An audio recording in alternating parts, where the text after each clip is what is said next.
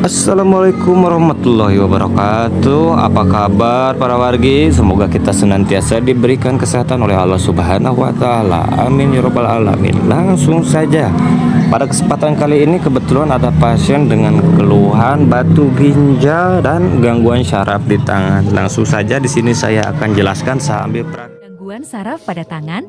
Jenis-jenis gangguan saraf tangan. 1. Carpal tunnel syndrome (CTS). Penyebab: penekanan saraf median di pergelangan tangan. Gejala: kesemutan dan mati rasa pada ibu jari, telunjuk, jari tengah, nyeri yang memburuk di malam hari, lemah genggaman, sering menjatuhkan barang, nyeri menjalar ke lengan.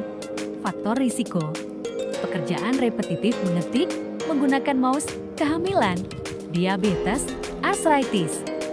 2. Cubital tunnel syndrome. Penyebab: penekanan saraf ulnar di siku. Gejala: kesemutan pada jari kelingking dan sebagian jari manis, mati rasa di sisi pinggir tangan, lemah otot tangan, sulit menggenggam, nyeri di siku bagian dalam. 3. Radial nerve palsy. Penyebab: cedera atau penekanan saraf radial. Gejala: wrist drop, tidak bisa mengangkat pergelangan tangan, lemah ekstensi jari-jari, mati rasa di punggung, tangan antara ibu jari dan telunjuk. 4. Trigger finger stenosis. Penyebab: peradangan selubung tendon. Gejala: jari mengunci saat ditekuk, bunyi klik saat menggerakkan jari, nyeri di pangkal jari, kekakuan di pagi hari. 5. De Quervain stenosis.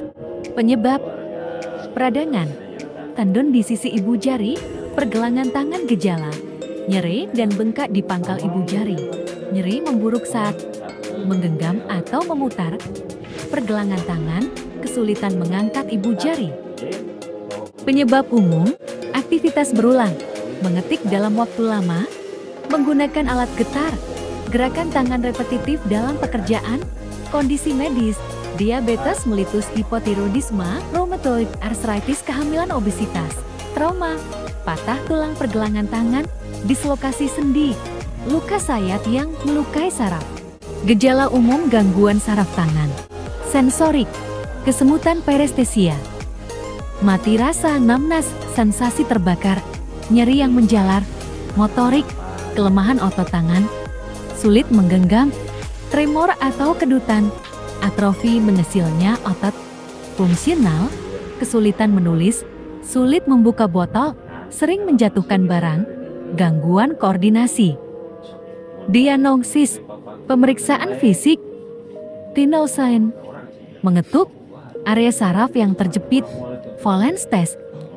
Untuk carpal tunnel syndrome, tes kekuatan genggaman, tes sensibilitas, pemeriksaan penunjang, nerve conduction study (NCS), mengukur kecepatan konduksi saraf, elektromiografi (EMG), menilai aktivitas listrik otot (USG), melihat struktur saraf dan tendon (MRI).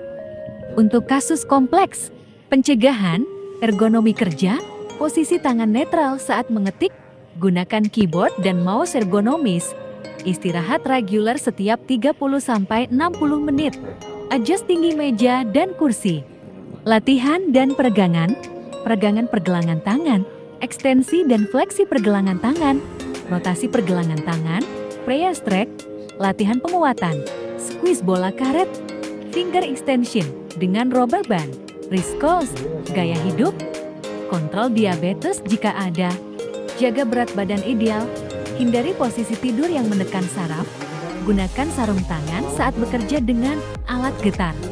Komplikasi: jangka pendek, nyeri kronik, gangguan tidur, keterbatasan aktivitas. Jangka panjang, atrofi otot permanen, kehilangan fungsi tangan, disabilities fungsional, chronic pain syndrome. Prognosis tergantung pada tingkat keparahan saat diagnosis, durasi gejala sebelum pengobatan, respons terhadap terapi, kepatuhan terhadap program rehabilitasi.